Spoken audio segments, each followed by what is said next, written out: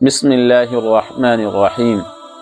میرے محترم بزرگوں اور پیارے بھائیوں، قرآن کریم کے اندر اللہ تبارک و تعالیٰ نے ارشاد فرمایا کہ ان اللہ لا یغیر ما بقوم حتی یغیروا ما بانفسہم۔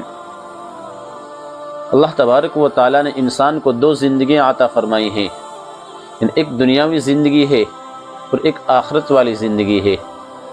اللہ تبارک و تعالیٰ نے دنیاوی زندگی اس لیے عطا فرمائی ہے کہ تاکہ آپ اپنی آخرت والی زندگی کو بہتر بنا سکیں۔ یہ دنیا دار الامتحان ہے، امتحان کی جگہ ہے۔ اللہ تبارک و تعالیٰ نے آزمائش کے لیے، اپنی عبادت کے لیے، اپنی رضا جوئی کے لیے اس دنیا کے اندر ہمیں بھیجا ہے تاکہ ہم اپنی آخرت والی زندگی کو بہتر بنا سکیں۔ اور جب تک کہ خود ہم اپنی حالت کی بدلنے کی فکر نہیں کریں گے تو اللہ تبارک و تعالیٰ بھی ہماری حالت کو نہیں بدلیں گے۔ یہ قرآن کے اندر اللہ نے فرمایا ان اللہ لا یغیر ما بقوم حتی یغیروا ما بانفسہم۔ بلا شبہ اللہ تبارک و تعالیٰ کسی قوم کی حالت کو اس وقت تک نہیں بدلتے جب تک کہ وہ قوم خود اپنی حالت کی بدلنے کی فکر نہ کرے۔ جب تک کہ ہم خود اپنی حالت کی بدلنے کی کوشش نہیں کریں گے تو اللہ تبارک و تعالیٰ بھی ہماری حالت کو نہیں بدلیں گے۔ میرے بھائیوں، اللہ تبارک و تعالیٰ نے اسی لیے ہمیں اس دنیا کے اندر بھیجا ہے۔ لیکن انسان سے جب کہا جاتا ہے بھائی نماز پڑھ لے، بھائی روزہ رکھ لے، بھائی نماز پڑھنا شروع کر دے، بھائی برے کاموں کو ترک کر دے، بھائی اچھے کام کیا کر، بھائی شراب پینا چھوڑ دے، تو ہمارے بھائی کی طرف سے کیا جواب ملتا ہے کہ انشاءاللہ کل سے نماز پڑھا کروں گا، انشاءاللہ کل سے روزے رکھا کروں گا، انشاءاللہ کل سے صدقہ دیا کروں گا، انشاءاللہ کل سے میں شراب پینا چھوڑ دوں گا، کل سے میں ہر اچھے کام کروں گا، برے کاموں کو میں ترک کر دوں گا۔ یہ انسان کی طرف سے ایک جواب آتا ہے۔ لیکن میرے بھائیوں، یہ جو کل ہے یہ کل کبھی اس کی لوٹ کر نہیں آتی۔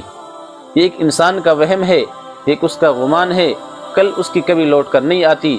یہاں تک کہ انسان آج کل کرتے کرتے اس دنیا کو چھوڑ کر چلا جاتا ہے اور یہاں تک کہ اسے توبہ کی بھی توفیق نہیں ملتی۔ تاریخ کی کتابوں میں ایک واقعہ آتا ہے، میں وہ آپ کو سنا دیتا ہوں تاکہ بات اچھے سے سمجھ میں آ جائے کہ جو یہ انسان کی کل ہے یہ کبھی لوٹ کر نہیں آتی۔ ایک بادشاہ تھا، اس بادشاہ کا ایک باغیچہ تھا۔ بادشاہ نے اپنے وزیر سے کہا تم اس باغیچے کے اندر جاؤ اور میرے لیے پھل توڑ کر لاؤ، مگر بادشاہ نے اپنے وزیر کے سامنے ایک شرط لگا دی کہ تم باغیچے کے جس حصے سے ایک مرتبہ گزر جاؤ گے اس حصے میں تمہیں دوبارہ آنے کی اجازت نہیں ہوگی۔ تو وزیر نے شرط کو منظور کر لیا اور وزیر نے ٹوکری کو اٹھایا اور ٹوکری اٹھا کر سیدھے باغیچے کے اندر داخل ہو گیا۔ جب وزیر باغیچے کے پہلے حصے میں داخل ہوا اور وہاں دیکھا کہ پھل لگے ہوئے ہیں اور اچھے اور خوبصورت پھل لگے ہوئے ہیں، پھر اس کے دل کے اندر خیال آیا کہ ہو سکتا ہے اگلے حصے میں اس سے بھی بہتر اور اچھے پھل موجود ہوں، کیوں نہ میں بادشاہ کے لیے اچھے سے اچھے پھل توڑ کر لے کر جاؤں۔ تو اس نے پہلے حصے کو چھوڑ دیا اور باغیچے کے دوسرے حصے میں داخل ہو گیا۔ جب وہ وزیر باغیچے کے دوسرے حصے میں پہنچا تو وہاں بھی دیکھا کہ پھل لگے ہوئے ہیں اور خوبصورت اور اچھے پھل لگے ہوئے ہیں۔ پھر اس کے دل کے اندر خیال آیا کہ ہو سکتا ہے اگلے حصے میں اس سے بھی اچھے پھل موجود ہوں، کیوں نہ میں بادشاہ کے لیے اچھے سے اچھے پھل توڑ کر لے کر جاؤں۔ تو اس نے دوسرے حصے کو چھوڑا اور باغیچے کے تیسرے حصے میں داخل ہو گیا۔ اس طرح گزرتے گزرتے جب وہ باغیچے کے آخری حصے میں پہنچا تو وہاں کیا دیکھتا ہے کہ اس باغیچے کے آخری حصے میں پھل ہی موجود نہیں ہیں۔ اب وہ اپنی ٹوکری لے کر رونے کے لیے کھڑا ہو گیا کہ ہائے میری ہلاکت، ہائے میری بربادی، اب میں بادشاہ کو کیا جواب دوں گا، کیونکہ بادشاہ نے تو شرط لگا دی تھی کہ جس حصے سے تم ایک مرتبہ گزر جاؤ گے اس حصے میں دوبارہ آنے کی تمہیں اجازت نہیں ہوگی۔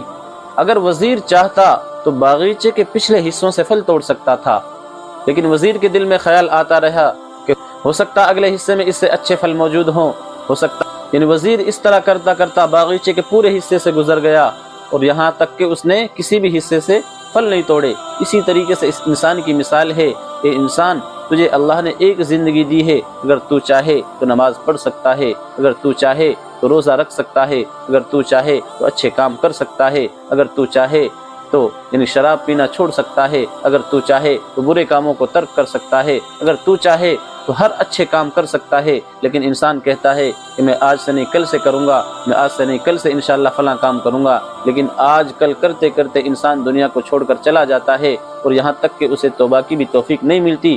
قرآن کے اندر اللہ نے خود ارشاد فرمایا حتی اذا جاء اجلهم فلا يستأخرون ساعة ولا يستقدمون۔ جب انسان کی موت کا وقت قریب آتا ہے تو نہ ایک سیکنڈ پہلے آتی ہے اور نہ ایک سیکنڈ بعد میں آتی ہے، اور متعین وقت پر انسان دنیا چھوڑ کر چلا جاتا ہے، یہاں تک کہ اسے توبہ کی بھی توفیق نہیں ملتی۔ میرے بھائیوں، یہ ایک ہمارا وہم ہے، یہ شیطان ہمیں بہکا کر رکھتا ہے کہ میں کل سے کروں گا، میں کل سے کروں گا، لیکن یہ کل کبھی لوٹ کر نہیں آتی ہے میرے بھائیوں۔ اس لیے ہمیں یعنی کل کے پچھتاوے سے بہتر ہے آج کا پچھتاوا۔ کہتے ہیں کہ صبح کا بھٹکا ہوا اگر شام کو گھر آ جائے تو اسے بھٹکا ہوا نہیں کہتے میرے بھائیوں۔ اس لیے کل کے پچھتاوے سے بہتر ہے آج کا پچھتاوا۔ آج اگر ہم پچھتا لیے، آج اگر ہم نے احساس ہو گیا، آج ہمیں یعنی اپنی زندگی کا احساس ہو گیا کہ ہماری زندگی کہاں لاپرواہی کے اندر گزر رہی ہے، تو یہ کل کے پچھتاوے سے آج کا پچھتاوا بہتر ہے میرے بھائیوں۔ آج ہمیں اپنی دکان سے فرصت نہیں ملتی، تجارت سے فرصت نہیں ملتی، کاروبار سے فرصت نہیں ملتی، یعنی اپنی کھیتی باڑی سے فرصت نہیں ملتی، ہمیں یہ ساری ہم سے جب نماز پڑھنے کے لیے کہا جاتا ہے تو ہم کیا بہانہ بناتے ہیں کہ ہمیں دکان سے فرصت نہیں ملتی، ہمیں اپنے کاروبار سے فرصت نہیں ملتی، ہمیں اپنی تجارت سے فرصت نہیں ملتی، ہم اپنے یعنی کھیتی باڑی سے فرصت نہیں ملتی، یہ ہمارا بہانہ ہے۔ اس چیز کو ہم اپنا بہانہ بنا لیتے ہیں کہ میرے بھائیوں، یہ تجارت، یہ کھیتی باڑی، یہ کاروبار، یہ ساری چیزیں یہ ایک صرف بہانہ ہے۔ ایسے بھی لوگ گزرے ہیں اس دنیا کے اندر جنہوں نے تجارت سے یعنی اپنی دکان سے، اپنے کاروبار سے، اپنی کھیتی باڑی سے، اپنی بادشاہی سے وقت نکال کر اللہ کی عبادت کی ہے، اپنی نمازوں کا اہتمام کیا ہے۔ انہوں نے بھی اپنی نیکوکاری کی زندگی گزاری ہے، انہوں نے بھی اپنی یعنی زندگی اللہ تبارک و تعالیٰ کی رضامندی میں گزاری ہے، اللہ کی اطاعت کے اندر اپنی زندگی کو بسر کیا ہے۔ ان کے پاس وقت کہاں سے آتا تھا؟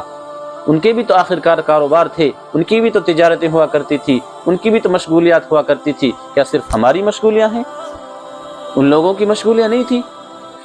ان کی بھی مشغولیاں تھی، وہ بھی مشغول تھے، ان کی بھی تجارت تھی، ان کے بھی کاروبار تھے، ان کی بھی کھیتی باڑی تھی، لیکن ان تمام چیزوں کے اندر سے وہ اپنا وقت نکالا کرتے تھے اور اللہ کے لیے اپنا وقت دیا کرتے تھے، اپنی نمازوں کا اہتمام کیا کرتے تھے۔ ایک مثال آپ کو سناتا ہوں۔ حضرت خواجہ قطب الدین مختار کاکی رحمۃ اللہ علیہ کا جب انتقال ہوا تو لوگوں میں کوہرام مچ گیا، جنازہ تیار ہوا، ایک بڑے میدان کے اندر جنازہ پڑھنے کے لیے لایا گیا، کثیر تعداد میں لوگ ان کی نماز جنازہ پڑھنے کے لیے یعنی نکل پڑے۔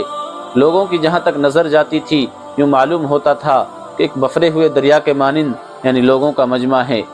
جب جنازہ پڑھانے کا وقت آیا تو ایک شخص روتا ہوا آگے بڑھا، اس نے کہا میں وصی ہوں، مجھے حضرت رحمۃ اللہ علیہ نے وصیت کی ہے، مجھے یہ وصیت کی ہے کہ میری نماز جنازہ وہ شخص پڑھائے جس کے اندر یہ 4 خوبیاں موجود ہوں۔ ان پہلی خوبی یہ ہے کہ اس کی زندگی میں تکبیر اولیٰ کبھی قضا نہ ہوئی ہو۔ دوسری شرط یہ ہے کہ اس نے یعنی تہجد کی نماز کبھی قضا نہ کی ہو۔ تیسری شرط یہ ہے کہ کسی غیر محرم کے اوپر اس نے کبھی غلط نظر نہ ڈالی ہو۔